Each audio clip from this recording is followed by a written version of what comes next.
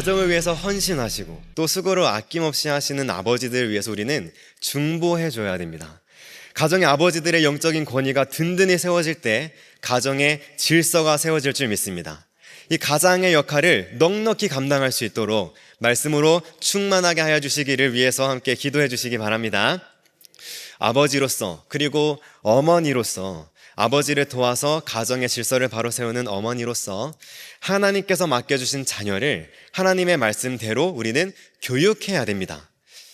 시대가 거듭하면 거듭할수록 날이 가면 갈수록 교육의 중요성이 너무나 뼈저리게 느껴집니다. 우리나라가 일제 강점기의 시대에도 우리나라의 정체성과 한민족의 정체성을 잃어버리지 않기 위해서 목숨 걸고 다음 세대들을 양육하며 교육하였던 그런 교육자들이 있었지요. 이 시대 가운데에도 하나님의 진리의 말씀을 빼앗기지 않기 위해 우리 자녀들에게 온전한 자유, 신앙을 물려주기 위해 자녀들을 말씀으로 양육하고 교육해야 될 책임과 그 중요성이 그 어느 때보다도 중요하다라는 것이 지금 뼈저리게 느껴집니다. 여러분도 그렇습니까? 이 시대 가운데 교육이 너무나 중요하다는 것을 우리는 날마다 상기시키고 날마다 기억해야 될 줄 믿습니다. 그렇다면 교육이란 무엇일까요? 교육이란 무엇일까요? 말씀하시면 어떤 생각들이 먼저 떠오르십니까? 그래서 제가 교육이란 무엇인가에 대하여 성경적인 정의를 한번 내려봤습니다. 함께 우리 화면을 보시고 같이 읽어보겠습니다. 시작! 하나님의 형상으로 지음받은 자녀가 여호와 하나님 경외하기를 배우며 진리를 추구하도록 가르쳐서 세상에 토브를 회복하는 사람으로 양육하는 것. 아멘. 그래서 마지막에 토브라고 하는 것이 이따가 설명드리겠지만 좋은 것입니다. 하나님께서 언제 토브라고 많이 말씀하셨냐면 천지를 창조하실 때 에덴을 창설하시고 하나님께서 만물의 질서를 세우셨을 그때에 만물을 향하여 하나님께서 토브라고 말씀하셨습니다. 보시기에 좋았다라는 것이죠. 그리고 사람을 지으시고 나서 보시기에 심히 좋았다라고 말씀하셨습니다. 이것이 하나님께서 토브라고 말씀하신 상태인 것이죠. 어떤 내용으로 교육받느냐에 따라서 우리의 세계관이 형성이 됩니다. 여러분이 지금 가지고 계신 그 세계관은 지금까지 여러분이 배워왔던 교육의 내용들을 토대로 형성이 되어진 것입니다. 그래서 아무 것이나 배워서는 안 되는 것입니다. 진화론을 기반으로 한 인본주의 세계관과 진리를 기반으로 한 말씀 중심 세계관 중에 여러분은 무엇을 가르치시겠습니까? 첫 번째입니까? 두 번째입니까? 두 번째입니다. 말씀 중심 세계관을 가르치는 자들이 되셔야 됩니다. 진화론을 기반으로 한 인본주의 세계관을 우리 자녀들에게 가르치면요, 우리 자녀들은 배운 대로 살기 때문에 사람들은 배운 대로 살기 때문에 인본주의 가치관을 가지고 살아갑니다. 그러나 하나님의 말씀 중심 세계관으로 배움받은 자들은요, 그 말씀 중심 세계관을 형성한 상태로 그렇게 살아가는 것입니다. 왜냐하면 세계관이라고 하는 것은 그냥 나의 생각, 나의 어떠한 사고 체계가 아닙니다. 세계관이라고 하는 것은 나의 삶을 형성하고요, 나의 모든 생활 방식을 만들어내고요, 내 모든 행동들을 결정합니다. 내 모든 선택의 결정의 기준이 되는 것이 바로 이 세계관이다라고 하는 것이죠. 그래서 하나님께서 그분의 백성에게 하나님 경외하기를 배우라고 명령하시며 가르치시는 것입니다. 신명기 31장 13절 말씀을 우리 함께 읽겠습니다. 시작!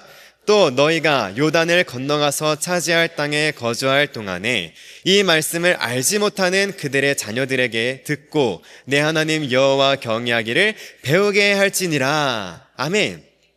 여기서 내 하나님 여호와 경외하기를 배우게 할지니라 라고 말씀하십니다. 여호와 하나님을 경외하는 것은 저절로 되는 게 아니라는 것입니다. 배우고 가르침을 받아야 그렇게 할 수 있다라는 것이죠. 죄인의 본성을 가지고서는 저절로 되는 게 아니다라는 것입니다. 여호와를 경외한다라는 것이 무엇인지, 어떻게 여호와를 경외하는지, 여호와를 경외하는 자들은 어떻게 살아가는 것인지, 왜 여호와를 경외해야 되는지, 경외란 무엇인지 등등에 대해서 우리는 배워야 되는 것입니다. 부모인 우리가 먼저 배워서 우리 자녀들에게 가르쳐 줘야 되는 것입니다. 그렇다면 경외란 무엇일까요? 경외라는 단어, 정말 우리가 많이 기도하고 찬양으로도 부르고 말씀으로도 많이 읽는 익숙한 단어인데 경외가 무엇입니까? 라고 물어보면 뭐라고 대답하시겠습니까? 웅성웅성 되시는데요, 알고 계시는 것도 있으시니까 경외란 무엇인가에 대하여 우선 히브리어로 한번 보겠습니다. 히브리어로는 야레라고 합니다. 한번 따라해 볼까요? 야레. 이 야레라는 단어는 어떤 이미지가 있냐면 하나님의 손이 내 머리를 누르는 이미지가 있습니다. 하나님의 그 강한 손이 내 머리를 누르면 어떻게 될까요? 내 목이 너무 뻣뻣해서 버틸까요? 자동으로 숙여지는 것입니다. 하나님의 손이 내 머리 위에 얹어지고요, 그 손이 나를 누르는 것입니다. 그때 내 머리가 숙여지는 것이죠. 따라서 경외라는 것은 하나님 앞에, 만군의 여호와 앞에, 천지를 창조하신 창조주 하나님 앞에 나의 머리를 숙이는 것입니다. 이것이 경외입니다. 하나님의 무거운 임재가 나의 머리를 낮추는 것입니다. 삶의 권위와 질서를 하나님께 있음을 인정하며 나의 모든 지혜와 지식이 여호와 하나님을 경외하는 것에 있음을 고백하는 것입니다. 하나님의 주권을 인정하며 살아가는 것이죠. 이것이 여호와를 경외한다라는 것입니다. 삶의 모든 영역이 하나님만이 주권자이심으로써 다스리신다라는 것을 인정하며 살아가는 것, 이것이 경외라는 뜻입니다. 하나님께서 다스리신다. 나의 모든 삶의 영역에서, 나의 모든 생각과 나의 모든 삶의 모든 영역에서 하나님의 통치가 있다. 하나님께서 왕이시다 라는 것을 인정하며 살아가는 것, 이것이 경외이고요, 내 소견에 옳은 대로 선택하지 않겠다라는 결단이 또한 경외인 것입니다.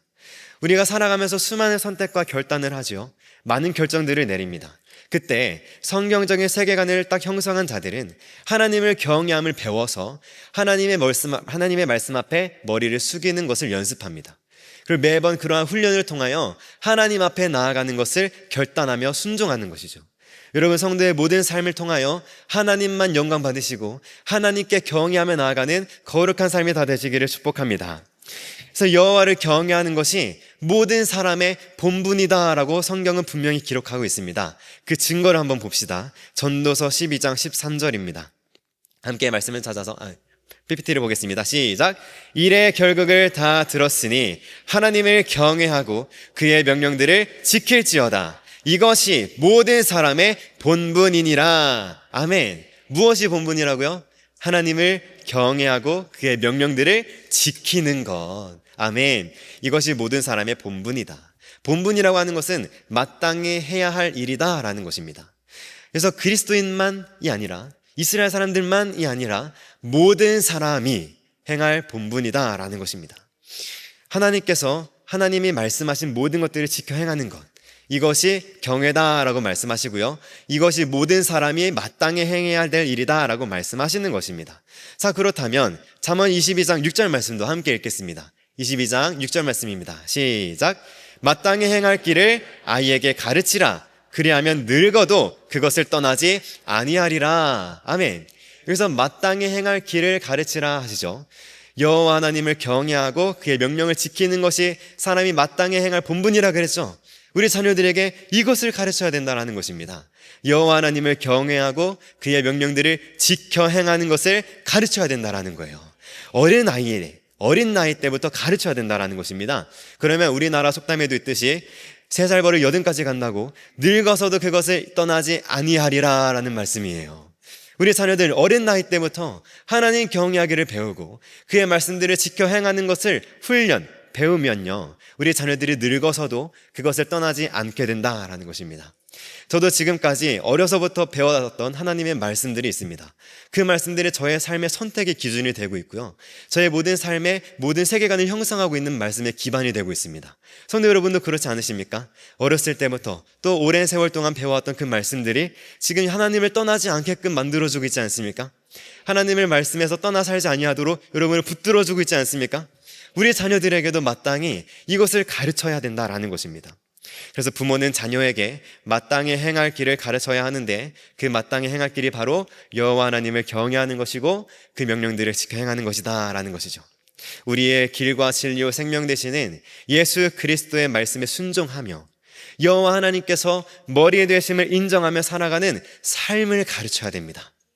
하나님의 말씀을 따라 살아가는 삶의 모습을 보여주셔야 되는 것입니다. 자녀들은 부모의 등을 보고 살아갑니다. 부모의 거울이 바로 자녀들이잖아요. 자녀가 부모의 모습을 보고 살아가지 않습니까? 부모가 거울이 되는 것이죠. 따라서 우리 자녀들에게 하나님의 말씀을 가르쳐 줄 때에는 너 이렇게 해야 돼, 저렇게 해야 돼 말로만 하는 것이 아니라 하나님을 경외하는 삶은 이런 삶이란다, 내가 보여줄게. 이렇게 돼야 되는 것입니다. 여러분의 삶을 통해서 자녀들에게 하나님을 경외하는 것이 무엇인지 분명하게 가르쳐 주시기를 축복합니다. 이제 자녀들이 다 컸다고요? 아닙니다. 손자들이 있지 않습니까? 손자들에게도 가르쳐 주셔야 됩니다. 아멘. 저희 가정도 저희 아버지가 벌써 할아버지가 되셔가지고 우리 손자인 저의 아들에게 가르쳐 주고 계십니다. 이렇게 증손자 또 외손자에게 가르쳐 주어야 된다라는 것이죠.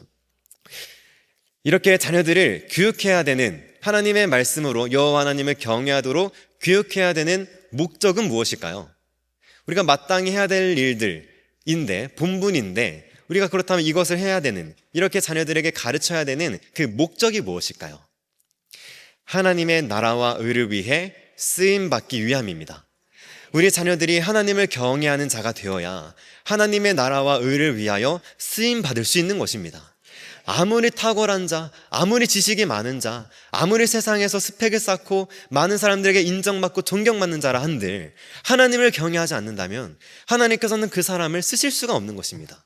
물론 하나님께서 선하신 방법대로 그 사람도 들어 쓰셔서 하나님의 백성들을 위하여 사용하실 수 있습니다. 그러나 하나님께 기쁨으로 쓰임받지는 못하는 것이죠. 그 사람 자체가 하나님께 순종함으로 쓰임받지는 못하는 것입니다. 우리의 모든 삶이 하나님께 거룩하게 쓰임받는, 특별히 하나님의 나라와 의를 위하여 쓰임받는 거룩한 백성들이 다 되시기를 축복합니다. 우리의 자녀들도 그렇게 쓰임받아야 될 줄 믿습니다. 교육의 정의를 다시 한번 볼까요? 첫 번째는요, 하나님의 형상으로 지음받은 자녀다라는 거예요. 하나님의 형상이란 무엇이냐? 하나님의 말씀의 빛을 받아서 만물 가운데 그 말씀의 빛을 비추는 존재인 것입니다.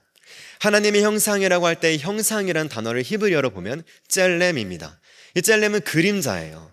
본체가 있고요, 그 그림자는 본체를 똑같이 따라하죠. 우리는 그와 같은 존재다라는 것입니다. 우리는 하나님의 본체 대신 하나님의 그림자라는 거예요. 하나님께서 행하시면 우리도 똑같이 행하는 것입니다. 하나님이 말씀하시면 우리도 똑같이 말하는 존재가 되는 거예요. 그래서 하나님께서 특별히 사람을 말하는 존재로 지으셨습니다. 말씀의 소리를 낼 수 있는 존재로 지으셨어요. 하나님께서 말씀의 소리로 만물을 창조하시고 다스리시니 우리도 하나님의 말씀으로 만물을 다스리는 존재로 지음받은 것입니다. 그래서 우리의 입술에 하나님의 말씀을 가득 채워둬야 되는 것입니다. 여러분의 입술 소리에 하나님의 말씀의 소리가 가득 흘러넘치시기를 축복합니다. 이것이 하나님의 형상입니다. 우리 자녀들도 하나님의 형상으로 이렇게 자라가야 되는 것입니다. 하나님의 말씀을 받아서, 하나님의 말씀을 내 입술에 두어서 그 말씀의 빛을 만물 가운데 선포하는 것입니다. 하나님의 말씀의 빛을, 말씀의 소리를 선포하는 거예요. 이것이 하나님의 형상입니다. 사람은 하나님의 형상으로 지은 바 되었습니다. 그래서 사람의 위치는요, 하나님과 만물 사이에 있는 존재입니다. 이것이 사람의 위치예요. 그런데 우리가 우리 자녀들을 바라볼 때 정말 우리 자녀들이 또는 나 자신이 하나님과 만물 사이에 있는 것처럼 여겨지십니까? 오히려 만물의 세상의 질서와 세상의 시스템에 억눌려 있진 않으십니까? 여러분, 그 자리에서 돌파해 나오시기 바랍니다. 여러분의 위치는 세상에 눌려있는 자가 아니라 하나님과 만물 사이에 있는 존재들인 줄 믿습니다. 하나님께서 여러분을 그 자리에 갖다 두셨습니다. 그리고 여러분이 그 자리에서 해야 될 역할이 있습니다. 하나님의 말씀의 빛을 받는 것입니다. 그 말씀의 빛을 받아서 만물 가운데 선포해 주어야 되는 것입니다. 그러나 죄가 들어와서 하나님의 말씀의 빛이 가려워졌고 따라서 만물도 사람과 함께 저주 아래 놓이게 된 것입니다. 이것을 회복해야 됩니다. 이것을 회복하신 분이 바로 예수 그리스도이시죠. 예수 그리스도께서 사람의 몸을 입고 오셨습니다. 사람의 형상으로 사람이 어떤 역할을 해야 되는지를 보여주신 거예요. 그래서 부활의 몸을 입고 온전한 하나님의 나라와 하나님의 의를 위하여 말씀의 빛을 비추시는 분이 바로 예수 그리스도이십니다.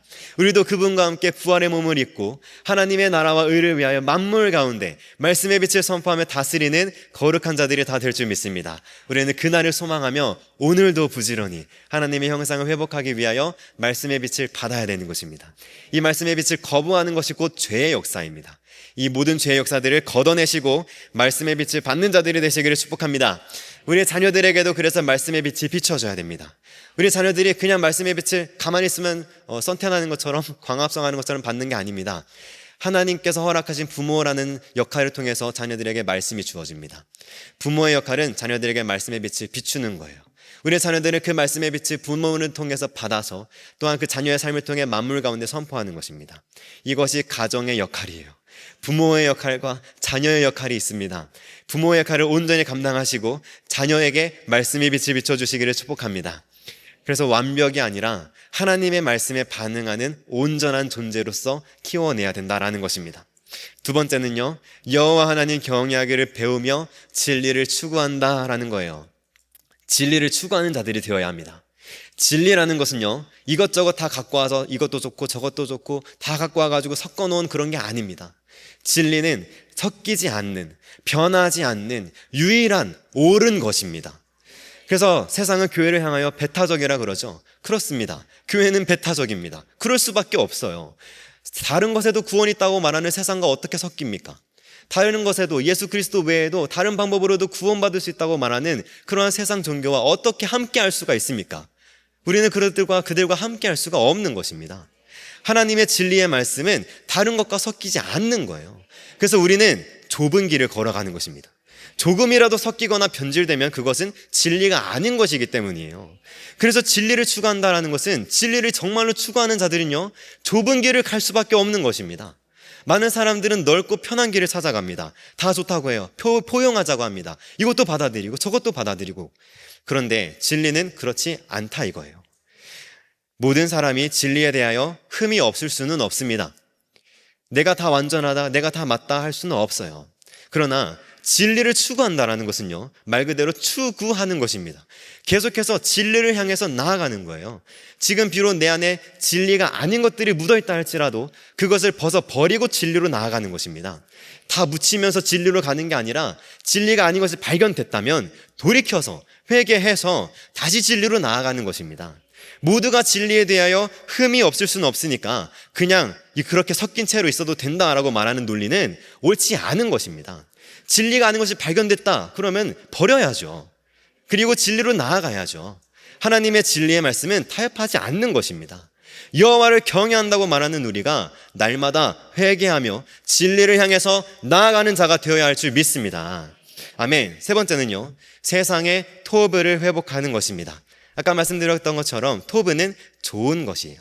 하나님께서 보시기에 심히 좋은 것입니다. 좋은 것의 기준은 내가 보기 좋은 게 아니라 하나님께서 보시기에 좋은 게 좋은 겁니다. 나를 기쁘게 하고 나를 만족스럽게 한다고 해서 좋은 게 아니에요. 나를 좋게 하고 만족스럽게 한다고 해서 나를 좋게 하는 게 아니라는 것입니다. 마라탕 맛있죠? 마라탕 드셔보신 분 계세요? 마라탕 맛있습니다. 맛있는데 그것은 내 몸을 해롭게 하는 악한 거예요.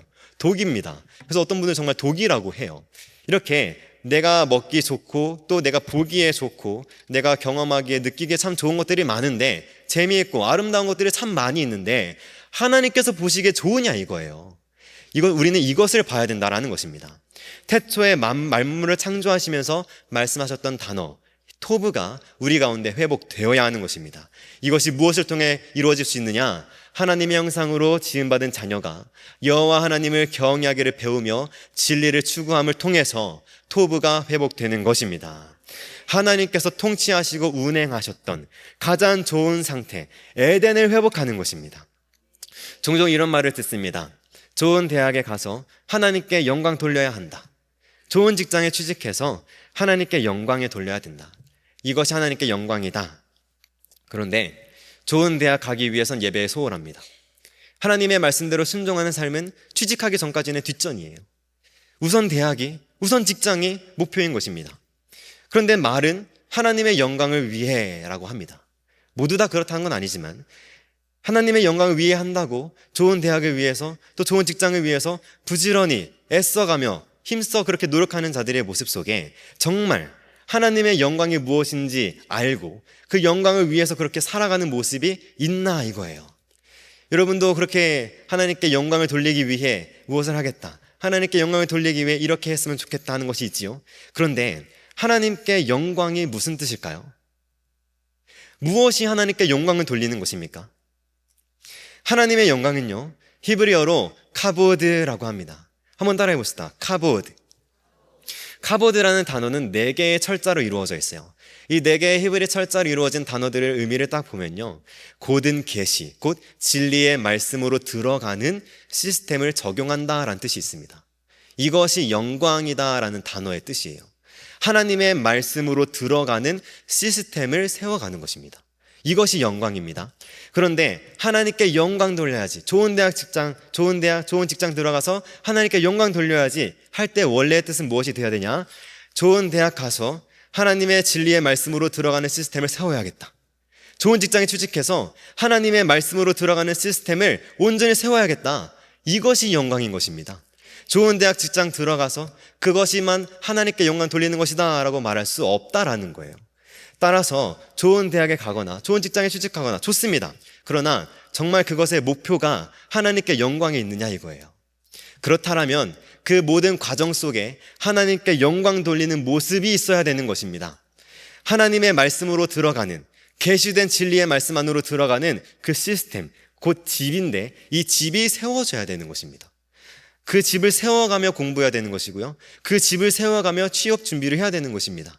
이것이 하나님께 영광인 줄 믿습니다. 하나님은 좋은 대학, 좋은 직장, 이것으로 기뻐하시는 것이 아니라 하나님의 주권을 인정하는 삶, 하나님의 나라와 의를 구하는 삶, 여호와께 영광 돌리며 하나님을 경외하는 거룩한 삶을 기뻐하시는 줄 믿습니다. 나의 삶과 나의 가정에, 교회의 모임 가운데 하나님의 성막을 중심에 세우는 것이 하나님의 영광이 임하는 것입니다. 이 영광은, 하나님의 영광은 하나님의 성막 가운데 임하였습니다. 이 성막이라고 하는 곳은 텅텅 비어있는 곳이 아니라 하나님의 언약궤가 있던 곳이에요. 하나님의 언약궤는 이스라엘 백성과 맺으신 하나님의 놀라운 언약의 말씀들을 기록한 돌판입니다.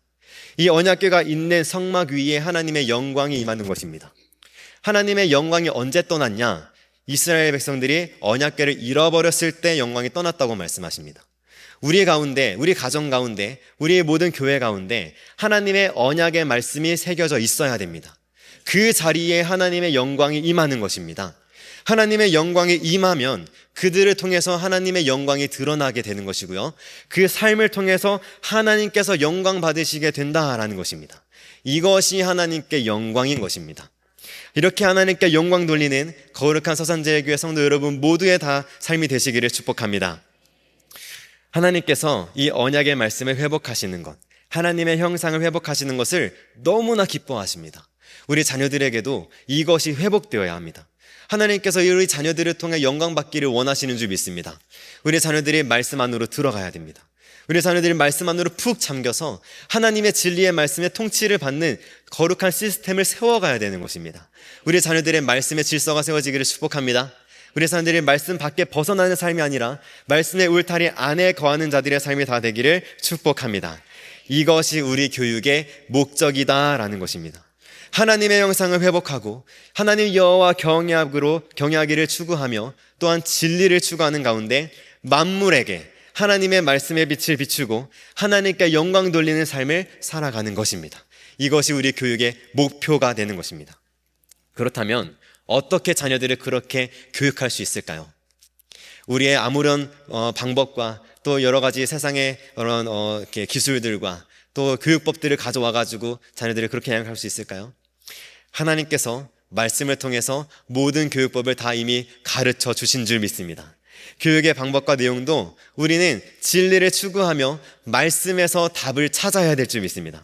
그렇다면 구체적으로 성경에서 무엇을 어떻게 교육하라고 하시는가 한번 말씀을 찾아보면서 보겠습니다. 먼저 신명기 6장 말씀입니다. 한번 말씀을 찾아볼까요? 신명기 6장 4절에서 9절까지의 말씀입니다. 우리 너무나 잘 아는 쉐마 이스라엘 그 말씀입니다. 신명기 6장 4절부터 9절까지 말씀입니다. 밑줄을 그어가시면서 색을 칠해가시면서 보시면 더 좋을 것 같습니다. 신명기 6장 4절에서 9절까지의 말씀 함께 한 목소리로 봉독하겠습니다. 4절부터 6절 시작.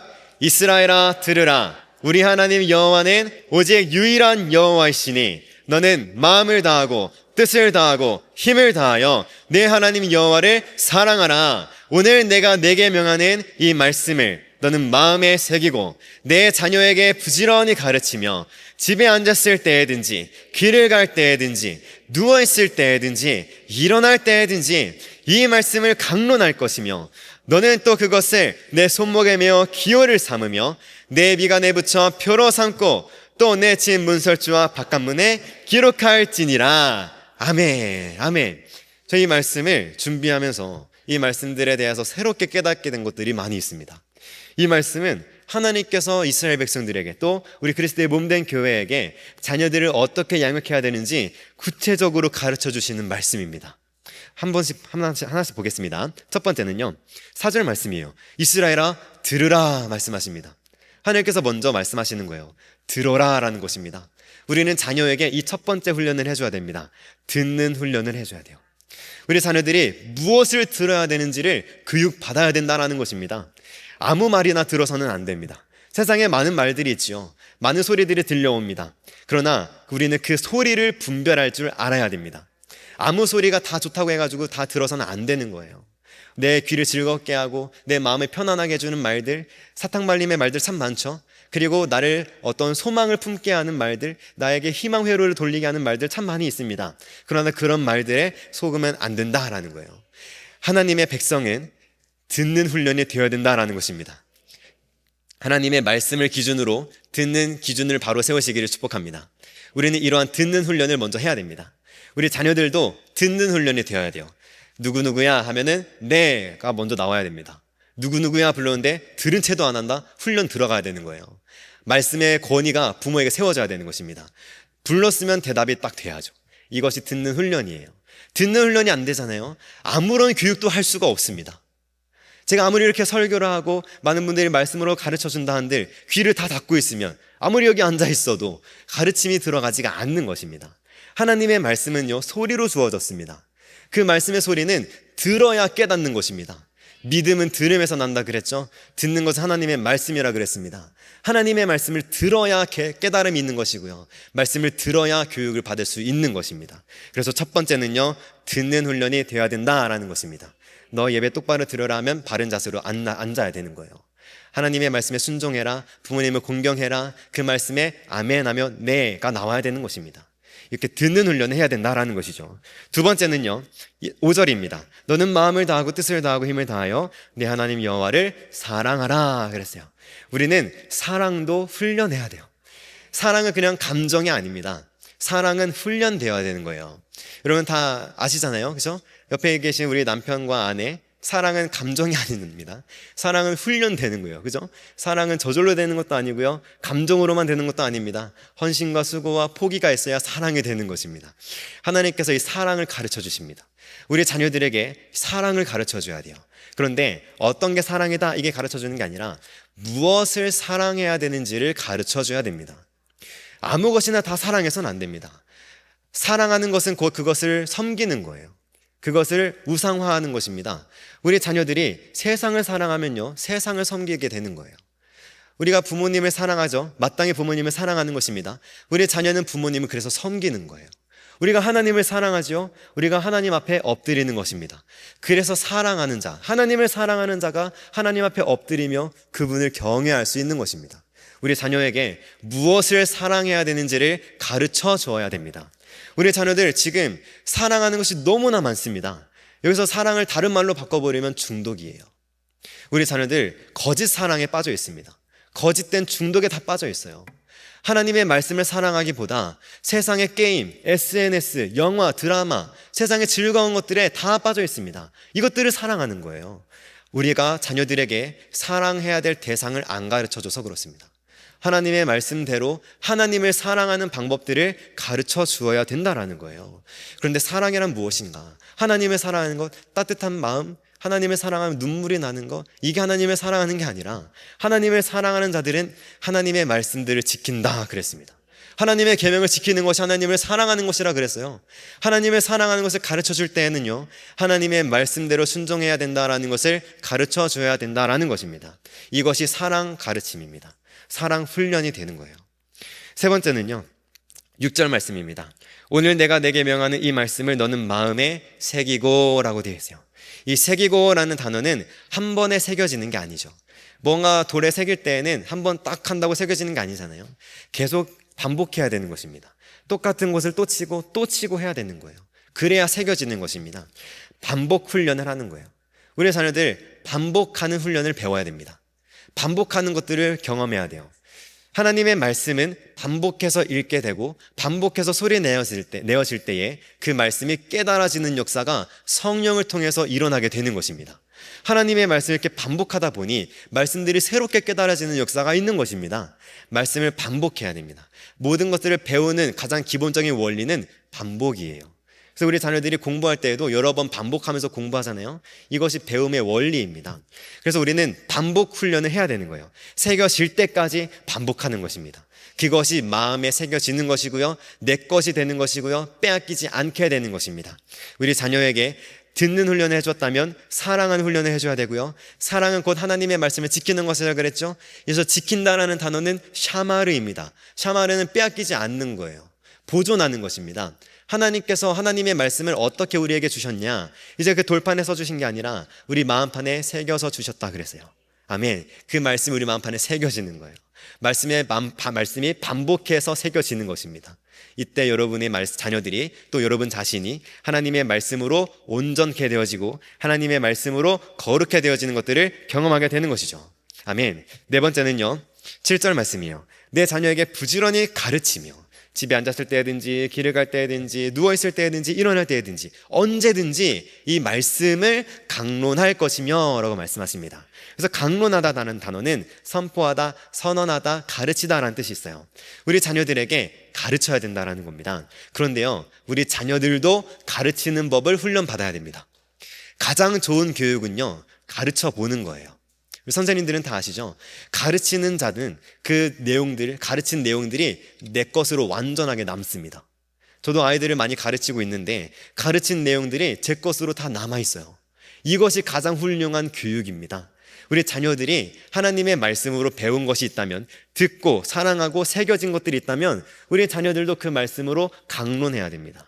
이것을 훈련해야 돼요. 우리 자녀들의 말씀을 선포하는 것입니다. 하나님의 말씀을 손에 내어 선포하는 거예요. 그 선포된 말씀들, 강론되어진 말씀들이 자녀에게 더 깊이 새겨지게 될 줄 믿습니다. 다음은요, 강화 훈련입니다. 8절 말씀인데요, 너는 또 그것을 내 손목에 매어라고 합니다. 매어는 히브리어로 카샤르라고 해요. 이것은 강하게 하다라는 뜻입니다. 그런데 이것을 손목에 매라고 합니다. 하나님의 말씀을 손목에 매라는 거예요. 하나님의 말씀, 우리 손의 힘, 나의 힘이 아니라 말씀으로 묶인 힘입니다. 나 자신의 힘이 아니라 하나님의 말씀에 매인 힘으로 강하여지는 거예요. 우리 자녀들은 양육받으면요, 양육받을수록 강해져야 됩니다. 하나님의 말씀으로 교육받은 자녀들은, 하나님을 경외하는 자녀들은 점점 더 날로 강해져야 되는 것입니다. 하나님의 말씀으로 강해진 자녀들은요, 기호를 삼는 것입니다. 기호는 오트라고 해가지고 나팔을 부는 거예요. 증거를 딱 들어 올리는 것입니다. 깃발을 드는 거예요. 승리를 선포하는 것입니다. 이것이 강한 자들, 승리한 자들에게서 나타나는 모습인 것이죠. 우리 자녀들이 하나님의 말씀으로 매인 그 손으로 깃발을 높이 드는 자들이 되기를 축복합니다. 그래서 이 악한 시대 가운데 하나님의 백성들을 억압하고 억누르라는 이 시대 가운데 우리 믿음의 자녀들이 말씀으로 양육받아서 하나님의 나라와 의를 위하여 깃발을 높이 드는 하나님의 말씀을 손에 맨 자들이 되기를 축복합니다. 그리고 마지막으론 또 내 집 문설주와 바깥문에 기록할지니라 라고 말씀하십니다. 하나님의 진리의 말씀을 마음판에 새긴 것과 함께 그 말씀들을 기록해야 되는 것입니다. 하나님의 말씀을 암송했다면요, 그 말씀이 마음판에 새겨졌다면요, 그 말씀을 선포했다면 또한 그 말씀들을 쓰는 거예요. 그 말씀을 기록하는 것입니다. 기록을 통해서 하나님의 말씀들이 보존되어졌습니다. 그 기록을 통해서 우리 믿음의 대대 후손에게 하나님의 언약의 말씀과 신앙의 유산들이 전수되어질 줄 믿습니다. 그리고요, 그 앞에 말씀에 미간에 붙여 표로 삼고라는 말씀도 있습니다. 하나님의 말씀을 손목에 매는데 또 내 미간에 붙여 표로 삼으라는 거예요. 이 미간에 붙여라고 할 때는 이것은 보는 훈련입니다. 우리 자녀들이 아까 듣는 훈련한다 그랬죠? 우리 자녀들이 보는 훈련도 해야 되는 것입니다. 무엇을 보아야 되는지, 무엇을 보지 말아야 되는지 말씀으로 기준을 세우는 교육을 받아야 된다는 것입니다. 내 눈 가운데에 하나님의 말씀이 존재하게 해야 된다는 거예요. 안경을 쓰면요, 안경의 이 두께에 따라서 도수가 맞춰지면서 이 안경을 통해서 내 눈이 빛을 받아들입니다. 마찬가지예요. 하나님의 말씀을 내 눈앞에 둬야 되는 것입니다. 그 말씀의 눈으로 세상을 바라봐야 된다라는 것입니다. 이것이 우리 자녀들에게 해주어야 될 교육의 내용인 것입니다. 아멘. 마지막으로 한 번만 더 말씀을 찾아볼 텐데요. 오늘 본문 말씀입니다. 요한계시록 12장 1절에서 17절까지 말씀인데 다 아까 읽었으니까 함께 제가 말씀드리는 그 말씀들을 주목해서 보겠습니다. 먼저 1절에 보면 한 여자가 등장합니다. 오늘의 제목에 그 한 여인이 등장해요. 이 한 여인이 등장하는데 이 한 여인이 해산하는 여인입니다. 남자아이를 해산합니다. 그 남자아이는 어떤 자이냐? 5절 말씀에 이렇게 기록합니다. 여자가 아들을 낳으니 이는 장차 철장으로 만국을 다스릴 남자라. 그 아이를 하나님 앞과 그 보좌 앞으로 올려가더라 라고 말씀해요. 그런데 그 이유가 너무나 중요합니다. 이때 이 여자가 낳은 이 아들을, 남자 아들을 사단이라는 존재가, 이 짐승이, 붉은 용이 나와서 죽이려고 합니다. 그때 이 여자가 6절 말씀에 봅시다. 6절 말씀에 보면 이 여자가 광야로 도망한다 그랬어요. 그런데 거기서 도망하는데 거기서 1260일 동안 양육받기 위해 하나님께서 예비하신 장소가 있다 하라 그래요. 하나님께서 이 여자를 양육하시기 위해서 준비하신 곳이 있다라는 것입니다. 그런데 그곳이 바로 광야라는 거예요. 광야는요, 히브리어로 베미드바르라고 합니다. 베미드바르라는 뜻은 안에서, 뭐뭐 안에서란 뜻이에요. 그리고 맴이라고 하는 단어는 진리입니다. 그리고 다바르는 말씀이라는 뜻이 있어요. 말하다. 하나님의 진리의 말씀이 말해지는 곳이 바로 광야입니다. 하나님의 말씀이 선포되는 곳이 바로 광야라는 이름의 뜻이에요. 이 여자가, 아들을 낳은 이 여자가 뱀을 피해서, 이 사단을 피해서, 붉은 용을 피해서 광야로 도망가는데 그곳이 바로 하나님께서 그 여자를 양육하기 위하여 예비하신 곳이다라는 것입니다. 자녀들만 양육받아야 되는 게 아니에요. 부모가 양육받아야 되는 것입니다. 부모가 양육받을 곳은 광야입니다. 우리 다 광야로 갑시다. 아멘. 광야로 가서 그곳에서 하나님의 말씀으로 양육받읍시다. 아멘. 그래서 그 여자가 광야로 가는데 이제 그 뒤에 일들이 이어집니다. 그 다음에 하늘에 전쟁이 일어나요. 그래서 미가엘, 하나님의 천사와 그 사자들이 그 용과 더불어 싸웁니다. 그래서 그 용이 이기지 못하고 쫓겨나요. 그래서 그 큰 용이 화가 나가지고 이 땅에서 형제들, 그리스도의 몸된 교회들과 어린 양의 피와 자기들이 증언하는 말씀으로써 이기는 자들, 그렇게 군대로 준비된 자들과 싸웁니다. 그런데 이때 우리의 형제들, 곧 어린 양의 피와 자기들이 증언하는 말씀으로써 그를 이기는 역사가 나타나는 것입니다. 이 요한계시록의 말씀들은 마지막 때 일어날 일들에 대한 예언입니다. 하나님의 말씀을 가지고 싸우는 자들이 이기게 될 줄 믿습니다. 그래서 우리 자녀들이 손목에 하나님의 말씀을 메고 깃발을 높이 드는 자들, 하나님의 말씀으로 승리하는 자들이 되는 것입니다. 하나님의 말씀을 가진 자들, 곧 그들이 하나님의 말씀을 증언하는 거예요. 말씀을 선포하는 것입니다. 말씀은 소리 내는 거예요. 그들을 통해서 이 용이 지게 되는 것입니다. 용이 패배하게 되는 거예요. 그들을 통해서 하나님의 승리가 선포되는 것입니다. 아멘. 그들이 이깁니다. 그래서 그들은 어떻게 싸우냐? 죽기까지 자기들의 생명을 아끼지 아니했다 그랬습니다. 이 용은 무엇입니까? 사단은 곧 죄의 근원이거든요. 죄의 뿌리입니다. 우리는 죄와 이렇게 피 흘리기까지 싸워야 된다라는 것입니다. 하나님의 진리의 말씀을 가지고 진리를 왜곡시키고 변질시키며 다른 것들을 들여와서 변질시키는 것들, 우리는 이것들과 싸워야 될 줄 믿습니다. 그런데 우리에게 주어진 싸움의 무기가 무엇이라고요? 하나님의 말씀입니다. 말씀의 검, 곧 성령의 검을 주셨습니다. 근데 이 검은 정말 이런 칼이 아니라, 휘두를 수 있는 그런 칼이 아니라 말씀의 소리라 주어진 것입니다. 하나님의 말씀으로 싸울 수 있는 무기, 말씀의 소리입니다. 여러분의 입술에 말씀의 검이 있어야 됩니다. 하나님의 말씀의 검이 여러분의 입술을 통해서 나오는 것입니다.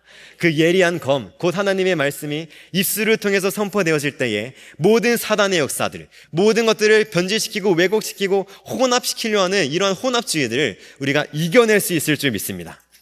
그런데 그 다음에 하늘과 그 가운데 거하는 자들은 즐거워하더라. 12절입니다. 그러나 땅과 바다는 화 있을진저 이는 마귀가 자기의 때가 얼마 남지 않은 줄을 알고 크게 분을 내어 내려갔습니다. 그래서 용이 자기 땅으로 내쫓긴 것을 보고 이 남자를 낳은 여자를 박해합니다. 이 여자가 또 박해를 받는 거예요. 하나님의 자녀, 하나님의 사람을 낳은 이 부모가 박해를 받는 것입니다. 이 시대에 이러한 자녀들을 양육하는 일들에 있어서 박해를 받는 일들을 경험하게 되는 것입니다. 하나님의 말씀으로 자녀들을 온전히 양육하고자, 진리의 말씀으로 양육하고자 하는 일에 박해를 받는 것입니다. 하나님의 말씀으로 자녀들을 온전히 기르는 것, 부모의 역할이거든요. 부모의 책임이고요. 부모에게 주어진 권위이고 또한 의무입니다. 이것을 하는 일에 있어서 박해를 받는다라는 거예요. 그럼에도 불구하고 이렇게 양육하시겠습니까? 아멘, 아멘. 하나님의 진리의 말씀을 따라서 이렇게 양육하는 부모가 있습니다. 근데 이 부모가 이번에는 독수리의 두 날개를 받아서 다시 광야로 갑니다. 이전보다 강해진 거예요. 하나님의 말씀으로 우리의 더 양육받기 위하여 독수리의 두 날개를 가지고 광야, 자기 곳으로 날아갑니다. 이제는 그곳이 자기의 곳이 된 거예요. 훈련받는 곳이 익숙해진 것입니다. 여러분의 모든 삶의 터전이 광야가 되기를 축복합니다. 광야는 그저 괴로운 것, 어려운 곳이 아닙니다. 하나님의 말씀으로 훈련받는 곳이 광야입니다.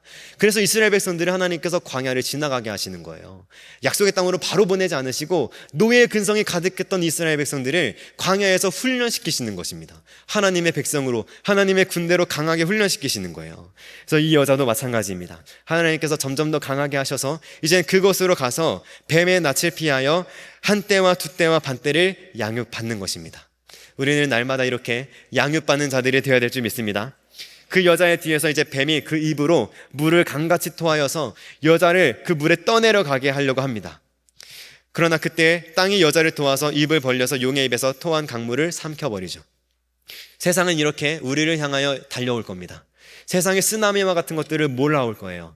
여러분 두려우시죠? 자녀들을 양육하는 일에 있어서 두려움을 경험할 때가 많습니다. 내가 자녀를 이렇게 양육해도 될까? 내가 자녀를 이렇게 양육하는 것이 맞을까? 내 자녀들이 뒤처지지는 않을까? 내 자녀들이 휩쓸려 가진 않을까? 천만에요. 하나님의 말씀으로 붙들린 자들, 하나님께서 땅의 입을 열어서까지 그들을 보호하실 줄 믿습니다. 오히려 하나님께서는 세상에 휩쓸려가는 자들, 세상의 그러한 강한 쓰나미와 같은 것들에 휩쓸려가는 자들을 하나님께서 구원하여 내시는 것입니다. 우리는 세상의 흐름을 따라가서는 안 됩니다. 세상은 강한 흐름으로 세상에 이렇게 몰아갈 거예요. 그때 정신 차려야 됩니다. 하나님의 말씀으로 돌아와야 되는 거예요. 하나님의 말씀으로 회개해야 되는 것입니다. 우리가 이것을 위하여 달려나아가야 되는 거예요. 자녀들을 이렇게 양육하기 위하여. 그래서 용이 여자에게 계속 분노합니다. 사단은 계속 분노하다가 끝나요. 이렇게 분노하는데 그 여자의 남은 자손, 곧 하나님의 계명을 지키며 예수의 증거를 가진 자들과 더불어 싸우려고 바다 모래 위에 서 있더라 라고 말씀하세요. 여자의 남은 자손, 이것이 오늘 말씀의 제목입니다. 여자의 남은 자손을 길러내시기를 축복합니다. 여자의 남은 자손은 어떤 자이냐? 계명을 지키는 겁니다.